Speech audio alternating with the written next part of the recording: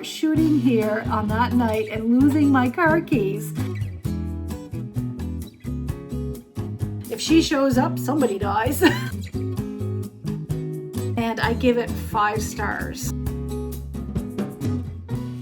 Hi friends. So, what happened to summer? Does anybody else feel like the summer just flew by? And here we are, almost the middle of September, and it's feeling very fall here now in Nova Scotia.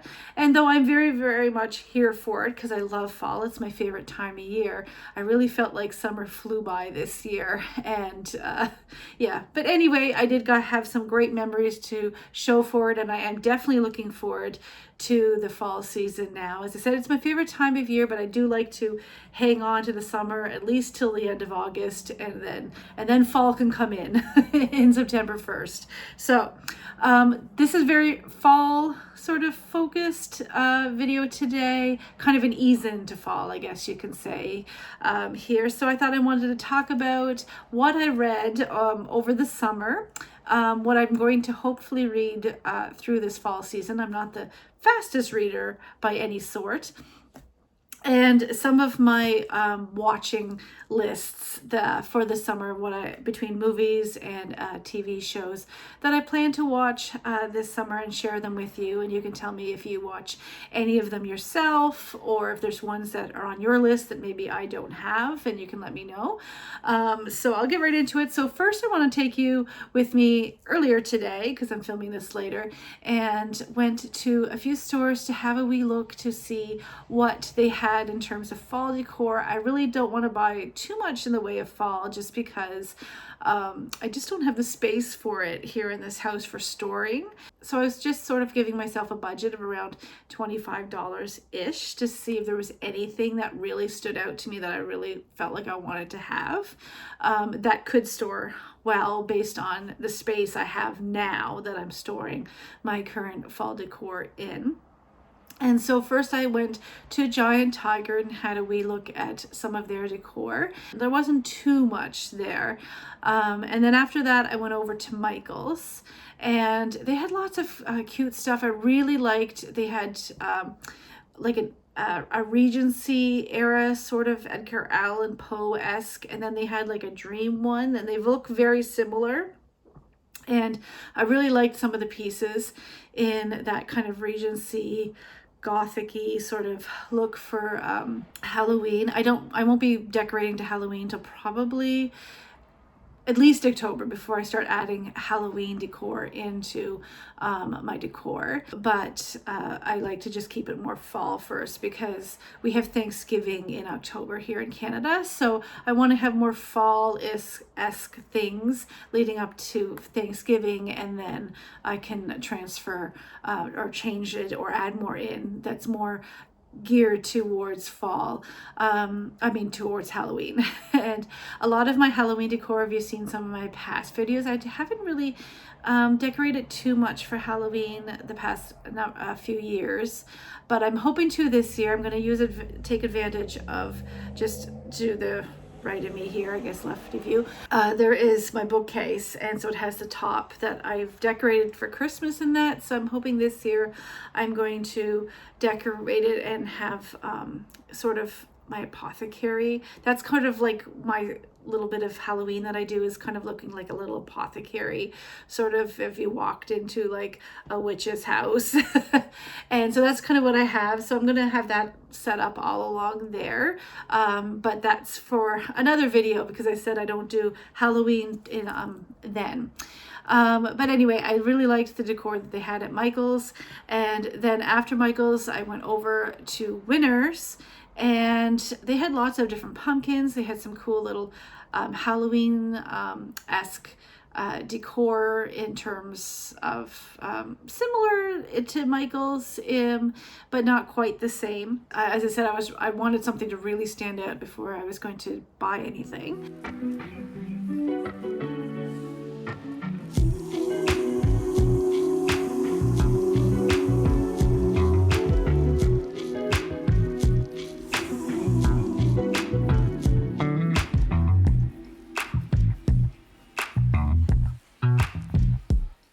I'll show you the few things that I did pick up today when I was out at the shops. So when I was at Giant Tiger, you would have saw these pumpkins, and they're like soft, they're squishy. They do have a hard stem on them, plastic stem, but the rest of it is very squishy. And so we have the burgundy and kind of a bronzy orangey color, green, and then sort of like a tanny beigey color, very squishy, and I thought they'd be cute, kind of just to tuck in on shelves and things like that. And I think they were only $6, and you get 4 of them, so it's a little bit, what, $1.50 each. So I didn't think that was too bad, and I'm sure Penny is going to love these. I think she's going to absolutely love them, because you'll probably want to bat them, right, and knock them off everywhere. So that's fine. She can bat these because they're nice and soft. So I picked that up at Michael's. I didn't not Michael's, sorry, Giant Tiger. At Michael's, I only picked up, even though there were so many pieces I liked, and then they were on sale, buy one get one free for that Edgar Allan Poe Regency themed. However, I discovered they kind of had them mixed up. So they were like, some of it was the Regency, and some of it was that Dreamland mystical, I can't remember exactly what it was called, that collection, but they kind of had them mixed up on the shelf, so they didn't have just each collection together. And so when I picked out 2 pieces, I thought they were both Regency, only to discover when I was looking at them that actually one was Regency and one was Dreamland, so the buy one get one free wasn't going to work for those. So my camera had a moment. So yeah, I was looking at the 2 frames, one lady writing and the other one was stack of books with the Raven, and I thought the Raven might be nice to keep all year round, because I am writing, although I'm not writing anything gothic. I'm working on 2 different books at the moment. One is a set during World War II, and the other is set in Nova Scotia, actually. And it's kind of a sort of a romance-esque novel, but the other one is not. It's historical fiction. And for anybody that's read my first novel and have been asking me about the sequel to it, I am working on it. It is lots of details involved when you're writing like a Celtic fantasy. So that one it's coming, but that one's coming very slowly. These other ones are coming faster. So they will probably come out before that one does. But anyway, I am working on 2 books, so that's something I'll be doing over the fall of the year. But in terms of what I ended up picking at Michael's, because I didn't end up getting those 2 frames, I did pick up some of these little sprays, I guess you call them, of little buds of flowers, which I thought were so cute. And so I picked up 2 burgundy colored ones, and then this kind of off-white color, cream ivory colored, and then I picked up this kind of goldenrod sort of yellow color. And so I thought together, and I'll fluff them around, but I thought, because I was trying several different ones, if I did want all different colors, and I thought I really like having the 2 burgundy kind of to balance the other 2 colors out, so they'll be like the anchor color. So anyway, I thought they were very cute, and I might stick them in a little vase that I have and put them somewhere on display.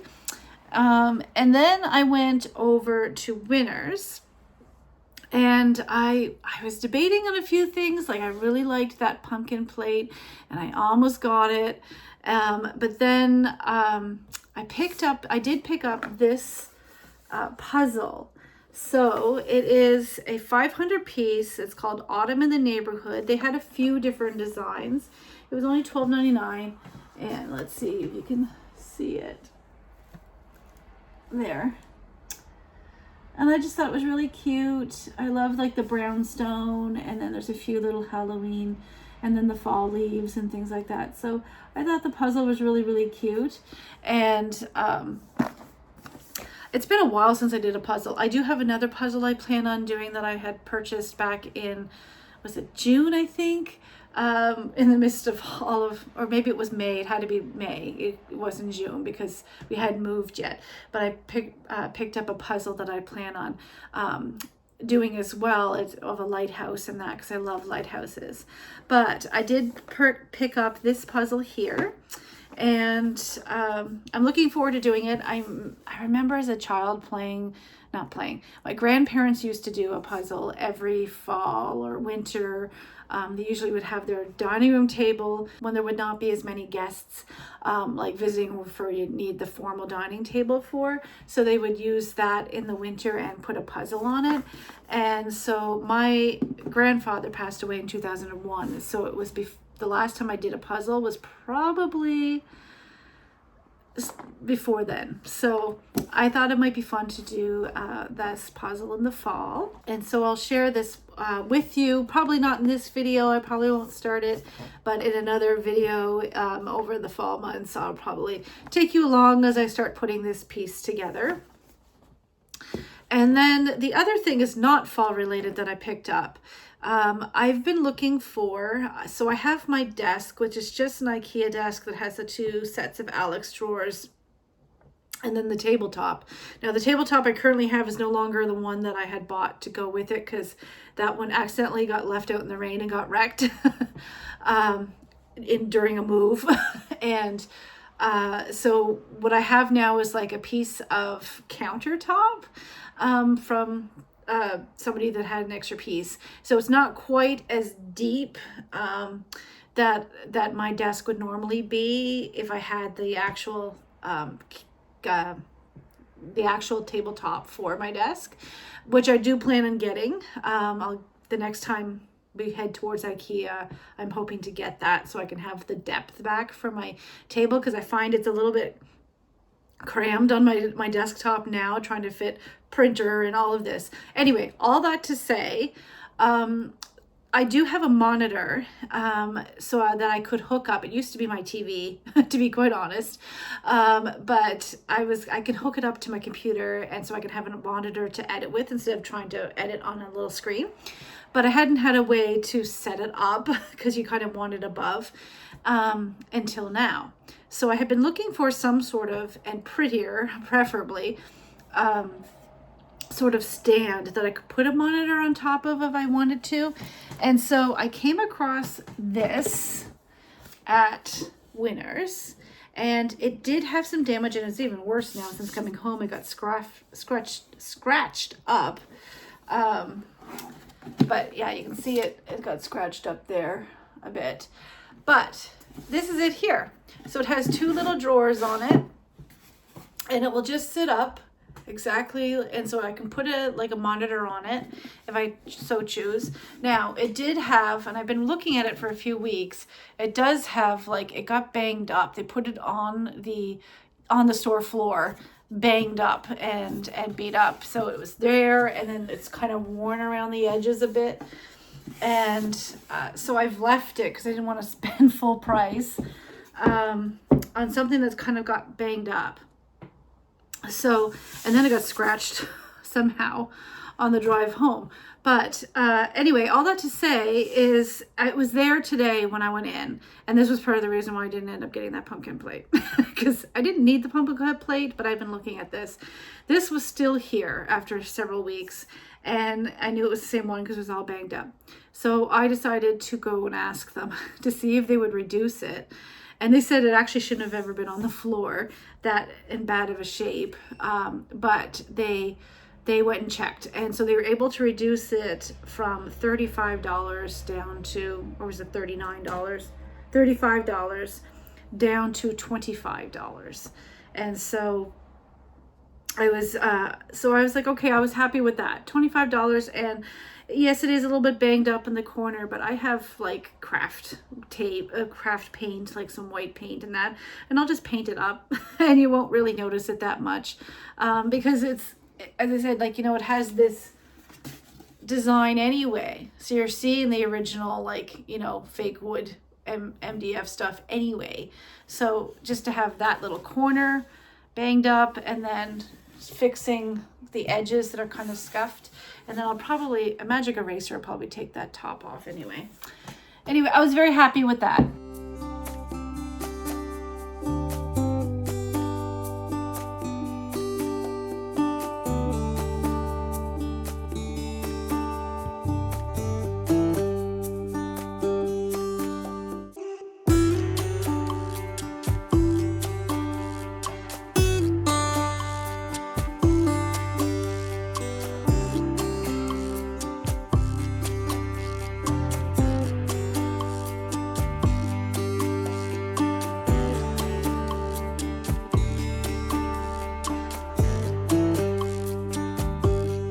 So taking in the fall themes, we've been enjoying going to some of the local farm stands and markets and picking up some fresh produce because everything's in season, including some squash. We picked up potatoes that we picked up, which were fantastic. They were the best potatoes I have purchased in the past number of months because I would buy a bag of potatoes and half of them I'd be tossing because they're black. So once I go to peel them, so anyway, they were very good potatoes.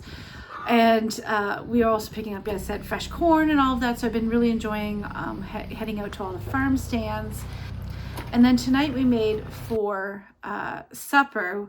It's not, I guess you wouldn't think so much of a fall meal, but to me it's a comfort meal because it's something I grew up with. And so to me in fall, I always think comfort, like meals and things like that. And so we ended up having fish cakes. So I've made the fish cakes. They're very simple to make, so they're kind of budget friendly. So I made about, I think it turned out at 10 fish cakes. So we actually are going to make 2 meals out of this. And so it's really simple. I buy like saltfish bits because they're cheaper. I soak it in cold water while I peel the potatoes. And so I peel the potatoes and then I cook the potatoes and then I mash the potatoes with butter. And then I add some like a half an onion, very, very finely chopped. And I mix that all together, mash it all up and stir it all in. And then I set the potatoes aside because they're too hot to handle. And so I let them cool down. So when my potatoes need to cool down, I strain the fish and then add a new pot of water on it, and then I boil the fish up to cook it. And then once the fish are cooked, I drain it off and I flake the fish up into smaller bits, and I add it into the mashed potato mixture, and I form it into patties. And then I fry it. So I fry it in the frying pan with some butter until it gets a nice crispy base. Traditionally, you would serve it with baked beans and green tomato chow. So we didn't have any green tomato chow, and it's not one of my favorite things anyway. But we did end up serving it with baked beans. I prefer like a molassesy baked bean, and so that's what we had tonight. It is so good. It's such a comforting meal. I know it's like soup season and soup-tember and all of that for the fall, like casseroles and things like that. And I did make the other day lasagna. I'll share a few clips of that, which is definitely like to me another kind of comfort meal. And so to me, fall is very much the comfort meal. Is not necessarily always soup. Traditional meals that I kind of remember from growing up and my grandmother, because she was amazing to cook and that. And so some of these recipes that she would have made is to me that it's very much a comfort food. And when I grew up eating is kind of what I associate with fall, but I'll eat it throughout the year as well. So anyway, so I'm just going to head off to do some reading, but then I'm going to come back and I'm going to give you my list of what I'm hoping to read this season, as well as, or this fall season, yes, and what I'm hoping to watch coming up. And you can let me know if some of these are what you plan to watch, or if there's ones that I do not know about, you can let me know. Well, I was going to change location, but I think this is probably the best lighting for right now. And so I'm just going to stay here. But anyway, I wanted to talk about my fall TBR list of what books I'd like to maybe accomplish reading. But as I said, I am a slow reader, so I have these grand plans all the time of all these books I'm going to read over the summer or all over the spring or through the winter. And I don't get through all of them just because I am slower to read, and it just depends on what mood I'm in at the time or and things like that. But anyway, I thought I'd start with letting you know the last couple of books I'd read. I'm not sure if I talked about this one in particular. Summer in the Scottish Highlands by Donna Ashcroft. It's very much like a romance, and I think it originally had a name at Summer at Kindness Cottage, I think was the original name for this, and then she's changed it.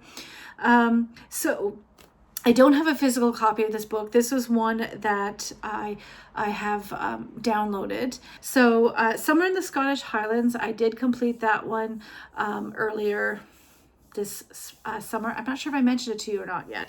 And so it's by Donna Ashcroft. It is very much romance. It's set in the Scottish Highlands, and it's about Paige, who returns to her hometown in Lockton, which is in the Scottish Highlands. And she comes with her daughter, and she has kind of a, well, obviously they always have some sort of a past that they bring with them. And she's trying to, the idea originally is when she was coming home because she had a point where she was selling her house or flat and wanting to buy another one, but it was getting delayed, one sale and then the purchase or the closing of the other. And so she was stuck in this limbo of no home, nowhere to live. And so she decided to take her little daughter, and she is a widow, and go back to her hometown in Lockton. And she starts re-meeting people from her past. And then she also she starts working at helping with the restoration of a library that she used to work at. And the former manager, owner of this library had passed away. And so it was very much a community effort trying to get this library refurbished and reopened. And so she kind of becomes involved in that, and she's meeting, recreating herself with the town and the community.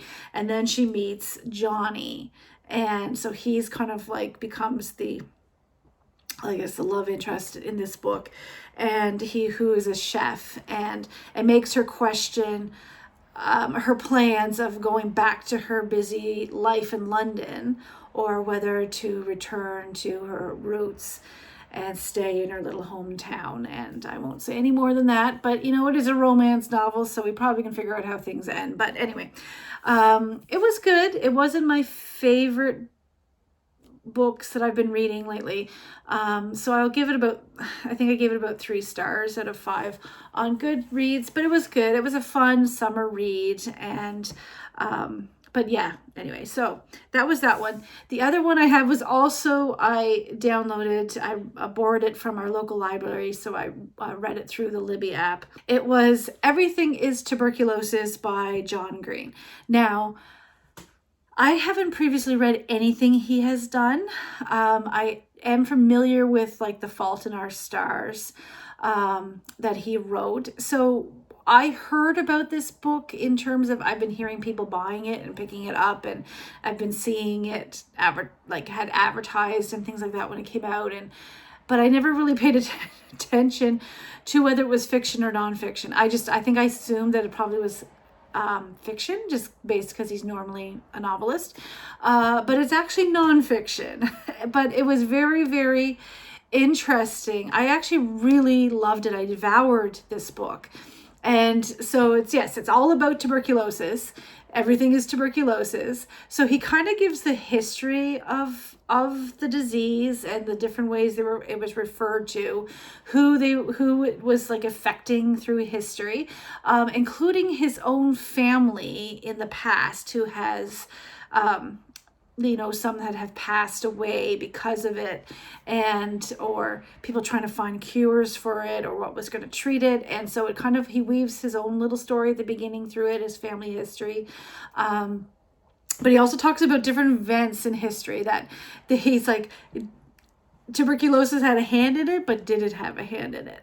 And so it's that 2 degrees or 6 degrees of separation in that. And so it was kind of him bringing up different points in history where tuberculosis had a part to play, but maybe not in the great sense that you think it is. It was really, really good. It also follows the story of Henry, who is a boy, and he caught tuberculosis as a young boy and has been struggling with it. And this John meets him in a hospital in Sierra Leone, and they're talking about the struggles with people over there trying to get access to medicine, because it's very much, we think of it as a disease that is not here, but it really is. It's still one of the major illnesses that people can get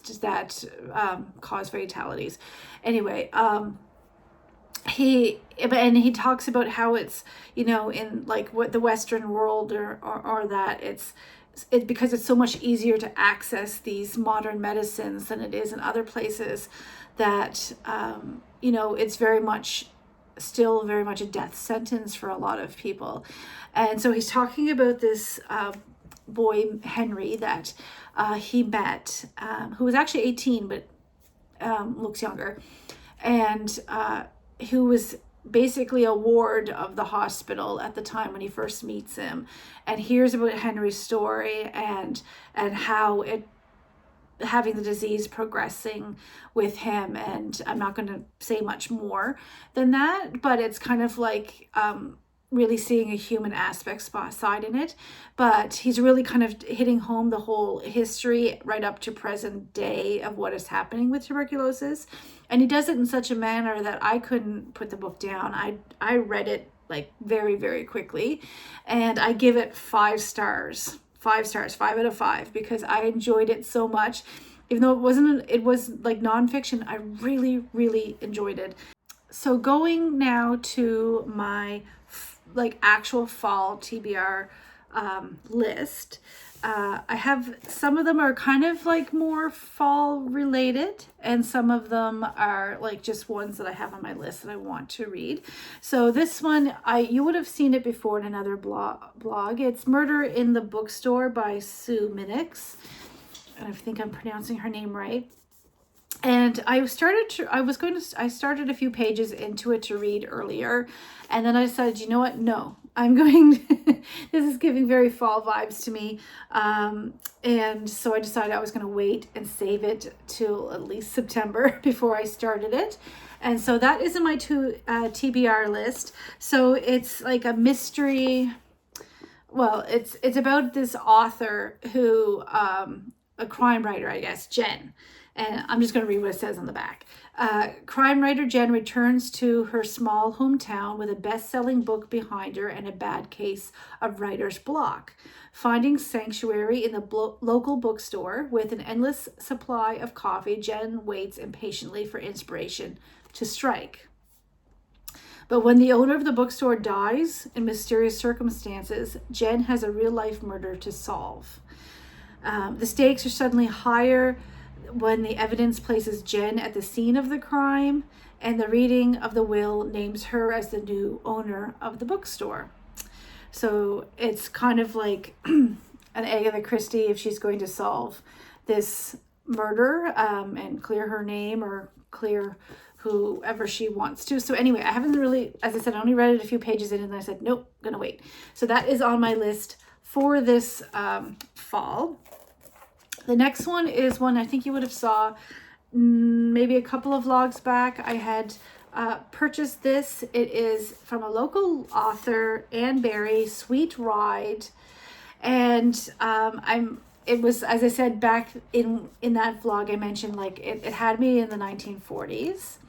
And so reading a little bit on the back here, it says, Anne Berry, inspired by a little black diary and old photos from 1943, carried out informative research to take us along on a 10-day bicycle adventure with 4 fearless young women in the time. Exquisitely descriptive language helps the reader see rural wartime Nova Scotia, hear the laughter, smell the disappointments, feel their aching muscles, and taste the salty sweat running down their faces. Sweet Ride will charm you, entertain you, inform you, and inspire you.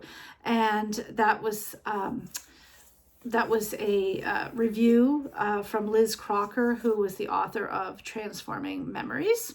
So anyway, I'm really looking forward to this. As I said, it had me at, wartime Nova Scotia, 1940s. And so I think it's kind of like maybe a coming of age novel, but anyway, we'll see. But I'm looking forward to reading that. So those are the only two hard copy books I have in the moment. The other book that I will be purchasing hard copy, I'm looking forward to reading, is a new one that just got released, 2 weeks ago, maybe 2 weeks ago. It was Donna Jones Allward's book, Ship of Dreams. And so I've read her last year. She is a now historical fiction author, but she actually is a New York Times best-selling author, and she started in romance writing. And she is from Nova Scotia, and so she switched last year and released her first historical fiction novel, which was When the World Fell Silent, and it landed on all of the bestsellers lists, and it was so good. I gave it 5 stars. I really loved enjoying reading it, and it followed the story of 2 women leading up to and during and the aftermath of the Halifax explosion, which is the largest, I believe, man-made explosion before the atomic bomb, I think. Like man-caused disaster. Anyway, I absolutely loved it. And so then this past year, she was writing her next historical fiction novel. So it released, as I said, a couple of weeks ago, and was called Ship of Dreams. And Ship of Dreams is set during the Titanic. So yes, we all know how the Titanic ends, but it's another story, I believe, that follows 2 women and their lives. And I think they have various lives, whether I'm not 100% sure yet, because I didn't pick up the book yet. I am going to an author signing meet and greet in a couple of weeks' time, and so I plan on buying it then and getting her to sign it and all of that. So I don't have it yet, but Ship of Dreams is the name of it. And it tells the story of like 2 women and their perspectives and their hopes for the future, and their struggles and trials and all of this leading up to getting on the Titanic, and then what their hopes for the future are. And well, we all know what happens to the Titanic. But I think there is some scenes maybe takes place in Halifax, but I'm not 100%, but I know a lot takes place in the Titanic. But based on how good I enjoyed the last book of hers, I'm really looking forward to reading this one. So that one's on my TBR for this fall as well. So then I have another one, which is a very old novel, and it is like a kind of a gothic novel, but from the 1850s, and it's The House of the Seven Gables by Nathaniel Hawthorne. So I have that downloaded on my phone, and so I was just about to start reading it, and so I think it's, with the Salem witches and all of that, and anyway, I don't have the run up in front of me at the moment, so I forget exactly the exact rundown of the book, but I thought it'd be a fun read this time of year into fall and heading towards Halloween. So the next one on my TBR list is, I've actually just started it today. I was on the wait list at my local library, and so they just informed me this afternoon that it was available. So I immediately said, yeah, accept, I'm ready to read it. And so it is A Discovery of Witches by Deborah Harkness. And I'm 1 chapter in, and I'm really liking it. And it follows the story of Diana Bishop, who belongs to the Bishop Coven in New England. And she doesn't want anything to do with witchcraft or magic or anything like that. And she wanted to find her life that could separate completely. And so she ends up studying history in Oxford. So she leaves and goes over to Oxford in England and studies history. And so through her research at Oxford, she stumbles upon this like ancient manuscript that was lost or thought to be lost. And in opening it, unbeknownst to her, it's very magical, and it unleashes or awakens, I guess, all of I guess it becomes like a beacon. As I said, I'm only one chapter into it, so I can't say exactly, but I guess it kind of becomes a beacon when she opened it and awakened this book, and all of these witches and warlocks and demons and vampires and everything descend upon Oxford. and apparently, to stop everything that's unfolding, she's the only one can do it. Obviously, I'm assuming, because she's the one that opened the book, but I can't comment on that because I've only one chapter in. But anyway, it is up to her to kind of save the day. But I'm looking forward to read it because I thought it'd be really good to read for this time of year. And I said I'm only one chapter in, so far so good. And then, keeping with the theme of witches, this is maybe a possible additional book. As I said, I don't read fast. So if all of those books, if I get through in this fall, which starts, from now up till December 19th, 20th, whatever the first day of winter is, that's my space of reading. If I get through these other books, then I do have on my wait list at the library, but it's quite a long wait list, is The Secret Society of Irregular Witches. Now, I know this is very popular. A lot of people have been reading it. So I've had it on my TBR list. Like, I've had it on hold, or I guess a wait list at my library, but I've been waiting for a little bit for it still. I think I still have a 14-week wait technically on it. So I'm not going to go out and purchase it. And I'll, unless I finish all of these other books. And if I finish all of these other books, then I might go out and purchase it. Other than that, I'll wait for the library. But I know there's another one. I think it's like, it's something to do with innkeeping and the witches and innkeeping and all of that. I think it's a sequel to this book, or in the same storyline anyway. But yeah, so that's my other book that I'm looking at adding to my TBR to list, but it's not set in stone because it depends if I can read all of these other ones in time. So I know The Gilmore Girls is a very popular choice for the fall, and I will be honest, I have not seen the series start to finish. I've seen the first 3 seasons, I think, maybe not even the complete 3 seasons, because we actually don't have Netflix anymore, and that's where I was watching it. And so I never got to finish it, and it wasn't something we did have growing up, but I don't think I had the channel to be able to watch it when I was growing up. I think I was in university. I'm a lot older than you think. Anyway, so yes, I know it's on everybody else's TBR or to watch during the fall. And if I had it, I might add it to my list if I had a way to watch it without having to like purchase it, if I was able to stream it. But as I said, I don't have Netflix, and I don't probably will end up getting Netflix just to watch that show. But anyway, if I come across it, sure, yeah, I'll add that to my TBR. But this is my fall reading or watching is, and I'm not sure if you're going to be able to read it. Yeah, I think you can. Murder, She Wrote. That is me. I am such like an old lady. I'm in my grandma core era. Like, I swear I am. Like, I like all of these little older style things and that. But I grew up, my grandmother used to watch, and my grandfather too, they used to watch Murder, She Wrote. And so I remember watching it, and I just had this nostalgia last year of like, I just really want to watch this series again, because I kept watching clips of it on YouTube, but not full episodes. And so Rob gave it to me for my birthday last year, which I loved.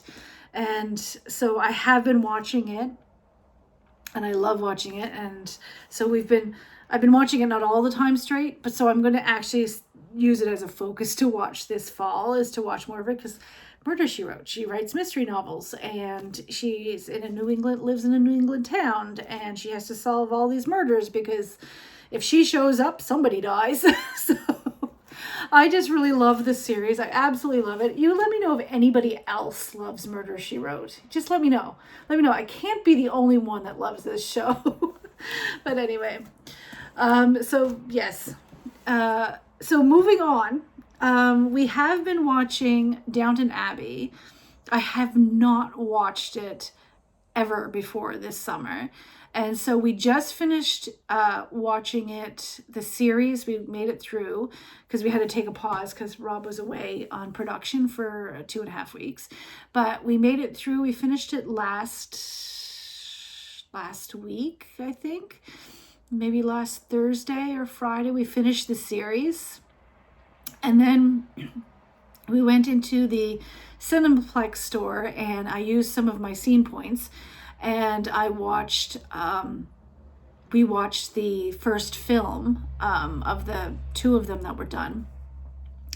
And then last night we watched the last film that's completed, not the brand new one, but the last one, like the Downton Abbey, A New Era.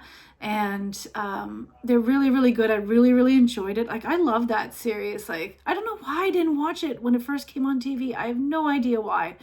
But I really, really enjoyed it. And so we're looking forward to watching the new one, which will come out later this week. So we're planning on going, I don't think we're going to go on opening night, but I think we're going to go on the Friday night and watch it. So I'm really looking forward to watching it. It's going to be sad because it's the last one, but it's going to be good too. So that's on my fall TBR, or not TBR, I moved on from books, on my fall watching list. So in terms of some of the other movies, these are more movies now, not TV shows that I'll be watching through the season. A lot of them are very kind of Halloween-esque or somewhere along those lines. I will be watching Hocus Pocus because why not? Like, it's Halloween. It's classic. I have not seen the new one. Has the new one been released, Hocus Pocus 2? Yeah, it has, but I haven't seen it. So maybe I can get my hands on the second one. But this is definitely, I'm watching that. Anybody else watch Stardust before? Like, I loved this movie. It's so, like, it's fantasy and it's fun and it's kind of like a little romancy, but it's, age appropriate for younger audiences. And I don't think it gives enough credit. I just really enjoy it. And I actually got to go when I was living in Scotland. I did drive up to what is the Fairy Glen, and they shoot a scene in this where Michelle Pfeiffer's character in her little caravan is driving through the Fairy Glen. Although you don't realize that's what it is you're driving through, but in the scene. But I actually went through there, and it's you can see why it's called Fairy Glen just for the way it looks in there. So anyway, I love that movie, Stardust. Let me know if anybody else loves this movie. The next movie that I'll be watching, and I don't save it just for Halloween because it is such a good movie, but we definitely try to watch it during Halloween, and it is Disney's Coco. And if you know, you know, this is such a good film. It's a kind of a feel-good story about family and the most important thing, and I just really, really love it. I don't think I explained it very well, but if you know Coco, you know Coco. That's so good. There's one from my childhood, E.T. So it's been such a long time since I watched this movie that I feel like I should add it to my list for this fall. It's about this little boy, Elliot, who finds E.T., an extraterrestrial, and hides him in his house. And all of these things ensue as a result of it. And but yeah, I haven't watched it in so long that I feel like it needs to get added to my list for this fall. So E.T. is it. Here's a different one, and I guarantee you don't know this one. Maybe you do. If you know me in person, you probably know this one. This one is called Fera Chalam Viclaj, and that's Gaelic, and it's the wake of Colum MacLeod. And so it is a Gaelic short film. And I picked it to watch because it's been a little while since I watched it. I actually worked on this film and was I played a very small role in it. So small that I had one line and then they decided to cut the line. So I had a very small role in it. But I did a lot of behind the scenes work on it. I remember shooting here on that night and losing my car keys. And so they actually turned like this light on that's to make it look like, well, it was night, but to make it look like the moon shining. They turned all of that light on to the ground because we had wrapped and we were cleaning and I lost my keys and we were filming in the middle of nowhere. And so they actually put the light and flooded it right across the ground, and the entire crew stopped what they were doing and went searching for my keys to help me find my keys. So they just fell out of my pocket somehow. And we found them. So thank heavens I wasn't walking 2 hours home. So anyway, it's kind of like a little fantasy. If you know like Gaelic folklore and the Gaelic culture, there is a lot of superstitions. There's a lot of different, like the different myths and legends is what you will call them. Not necessarily to us myths and legends. It is what it is. And so there's a little bit of a supernatural sort of element to this. And it's just a short film, and it was a lot of fun to work on. And it's been a long time since I watched it, so I am going to watch it for this fall. This is a classic. I've only watched this a couple of times. The Goonies, we actually have a game too over there that's called The Goonies. And so I decided to add the fall, because I believe takes place during the fall, because they're closing down the inn for the season. So I thought it'd be a fun one that we could watch as a family again during the fall. This is another one. It's the Great Pumpkin, Charlie Brown. I mean, you can't go wrong with Charlie Brown classics. And so this is definitely a fall favorite that we have to add to the list. I saw this, The Woman in Black, with the version with Daniel Radcliffe, in the theater for the first time. And I really, really enjoyed it. A lot of any kind of horror-esque film, if you take the music away, it's not as scary, right? But I did have a few jump scares watching it, and and still now when I watch it, even though I know it's coming, I'm still gonna jump for the odd thing. I thought he did a really good job. He plays a lawyer who's he is mourning the death of his wife, and he has his little boy, and he ends up going to this house. Is it here? Yeah, that house. And to close up an estate of a lady that died, and who come to discover the house is haunted by the woman in black. I don't want to say much more than that, but I did really enjoy that. When I was watching it in the theater, I watch it every now and then. I don't think I've watched in the past year or last fall. It's probably one I'll probably have to watch on my own, just because not everybody likes that type of film, but that'd be on my list. Another one that I'm adding here, and I'm adding it because it has cornfields in it, so this is harvest season during the fall, is Signs. I love, and I'm probably going to say his name wrong, and you can please correct me, and I do apologize to him, but he is one of my favorite directors, M. Night Shyamalan, and I love his stuff, and he always has like these twists and turns and different things. And this one is about an alien invasion and trying to make it through the invasion and make it out alive. And it was Mel Gibson and Joaquin Phoenix, and I think it's Kieran Culkin, and oh gosh, what's her name? Is it Aslan or something? What's her name? It doesn't say. It doesn't say. Oh, I forget what her name is.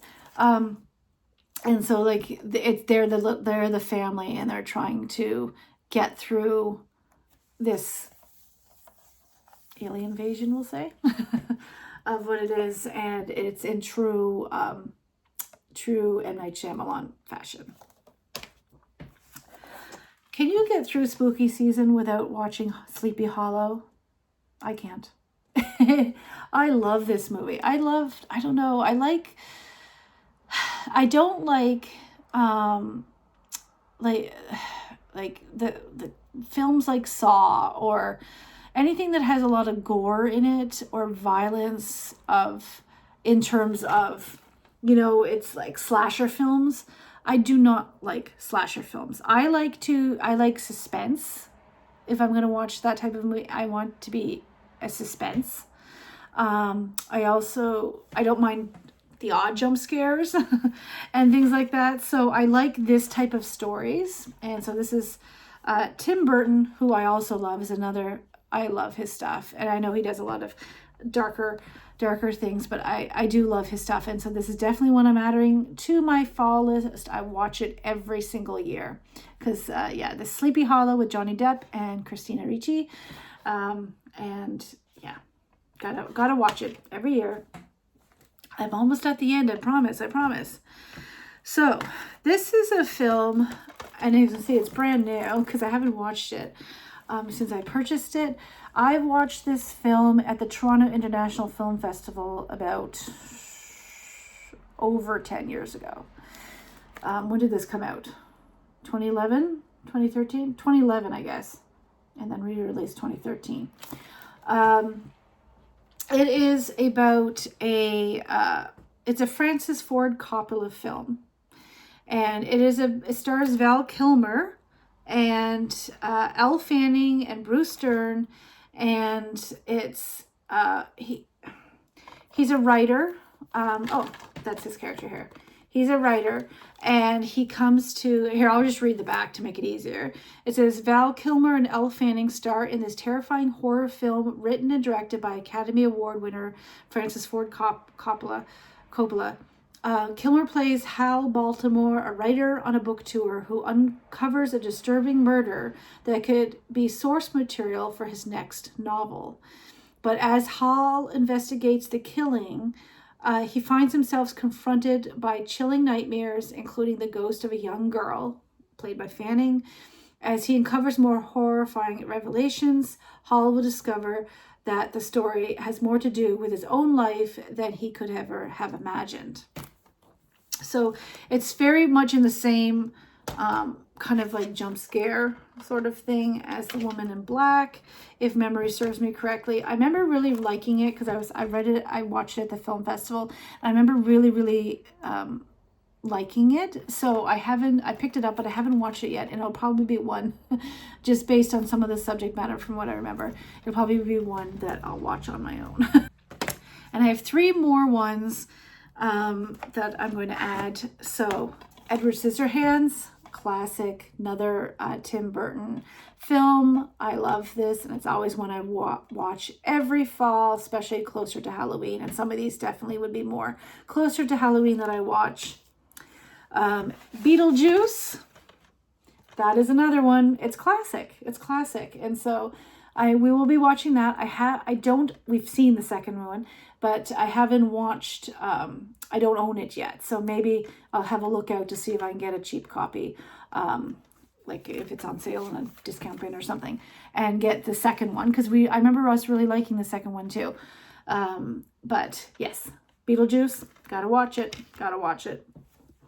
And then the final one you probably will know because it's pretty much on everybody's to watch list in the fall, and that's Practical Magic. And I'll be honest, I think the first time I watched it was last year. I know, right? I might have watched it when it first came out. I think maybe I did in the theater when it first came out.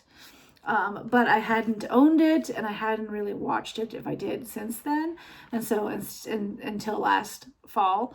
And so I picked it up, and I'm looking forward to adding it to my rotation every fall now. So that will also be on my list.